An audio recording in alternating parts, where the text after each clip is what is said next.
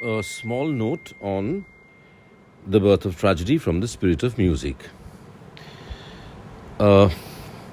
Nietzsche was appointed associate professor of philology at Basel University, and this was done before he had written a dissertation on the basis. This appointment was given on the basis of a very enthusiastic support of his supervising professor. The name is not important. So, because he was given such the professorship at such a young age, his first book was awaited with great expectations by his fellow classicists, philologists. And unfortunately for all of them, The Birth of Tragedy from the Spirit of Music, 1872, was far from what Nietzsche's philological colleagues had in mind. This book, which defended a theory of the origins and functions of Greek tragedy, was largely speculative and completely devoid of any academic strappings, footnotes, etc. It began by appealing to its readers' experiences with drunkenness, with dreams, and it ended with an appeal to popular culture in the form of very high praise to Richard Wagner. Now, in this work, Nietzsche theorizes that Greek tragedy was built upon a fusing of two principles which he associated with the deities Apollo and Dionysus. The Apollonian principle, in keeping with the characteristics of the sun god Apollo, is the principle of order, static beauty, and clear boundaries. The Dionysian principle, in contrast, is the principle of frenzy, excess, and the collapse of boundaries.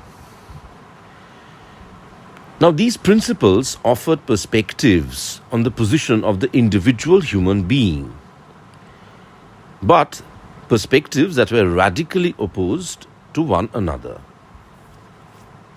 The Apollonian principle conceived the individual as sufficiently separate from the rest of reality to be able to contemplate it dispassionately. The Dionysian principle, however, presents reality as a tumultuous flux in which individuality is overwhelmed by the dynamics of a living whole. Nietzsche believed that a balance of these principles is essential if one is both to recognize, one, the challenge to one's sense of meaning posed by individual vulnerability, and two, to recognize the solution which depends on one's sense of oneness with a larger reality. Greek tragedy, as Nietzsche saw it, confronted the issue of life's meaning by merging the perspectives of the two principles. Now, the themes of Greek tragedy concerned the worst-case scenario from an Apollonian point of view. They were concerned with the devastation of vulnerable, fragile individuals. Scholarship had concluded that the chanting of the chorus was the first form of Athenian tragedy. Nietzsche interpreted the effect of the chorus as the initiation of a Dionysian experience on the part of the audience. Captivated by music, audience members abandoned their usual sense of themselves as isolated individuals and felt themselves instead to be a part of a larger, frenzied whole.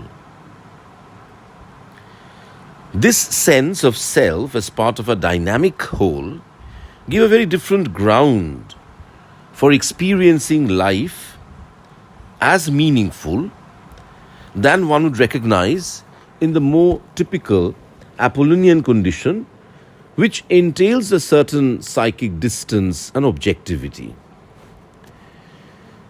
Feeling oneself to be part of the joyous vitality of the whole, one could take participation in life to be intrinsically wonderful, despite the obvious vulnerabilities one experiences as an individual. The aesthetic transformation of the audience members' sense of the significance of individual life aroused a sort of quasi-religious affirmation of life's value. Nietzsche concluded The Birth of Tragedy with this statement, sort of, end. It is only as an aesthetic phenomenon that existence and the world are eternally justified. The function of characters and drama later added to tragedy depended on the fundamental, enthralled experience of oneness with the chorus, according to Nietzsche. Already incited to a Dionysian state before the tragic hero appeared on stage, the audience would see the character before them as a manifestation of the god Dionysus. Unfortunately, Euripides restructured tragedy in such a way that the chorus's role was vastly diminished. Euripides wrote plays that would encourage an Apollonian stance of objective interest in the drama. And hence Nietzsche contended that in his attempt to write intelligent plays, Euripides had actually killed tragedy. And he had done so, moreover, because he had fallen under the influence of Socrates. The Birth of Tragedy is first of many works in which Nietzsche re-evaluates the traditional view that Socrates was the quintessential philosopher. Although granting that Socrates was a turning point in world history, Nietzsche contends that Socrates was responsible for directing Western culture towards an imbalanced, exaggerated reliance on the Apollonian point of view. A defender of reason to an irrational degree, Socrates had taught that reason could penetrate reality to the point where it could even correct reality's flaws. And this had become the fundamental dream of Western culture. A dream that was later manifested in the modern approach to scholarship and academia. Unfortunately, according to Nietzsche, the optimism of the Socratic rational project was doomed to failure.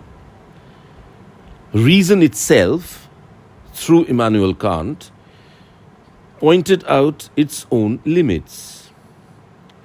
Whatever reason might accomplish,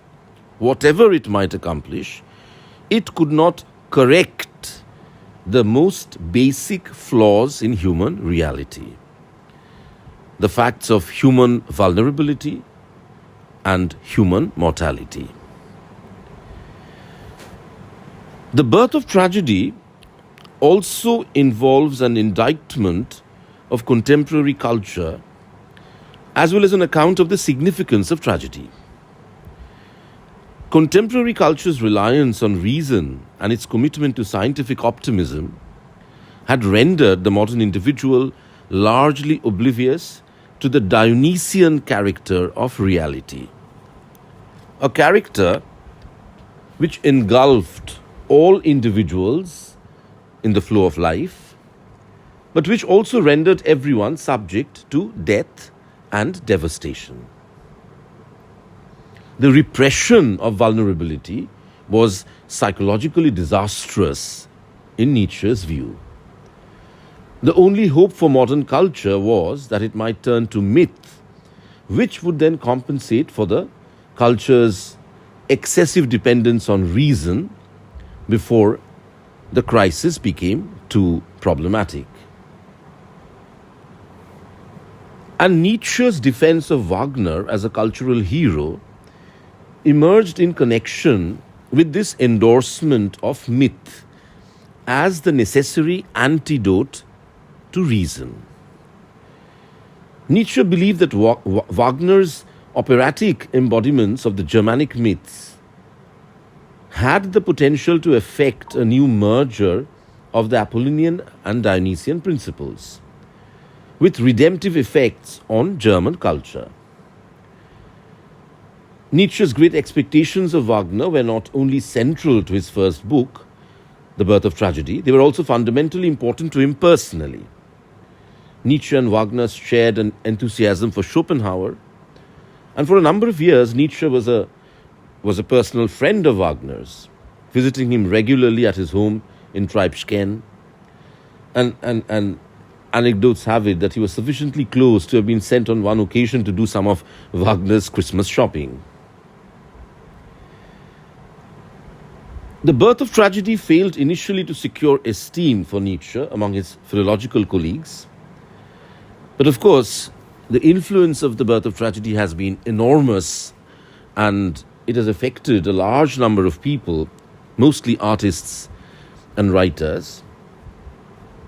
In particular, Nietzsche's reading and analysis of Apollo and Dionysius has had a tremendous impact in many fields, most especially for ourselves, for us, on Thomas Mann and Carl Jung.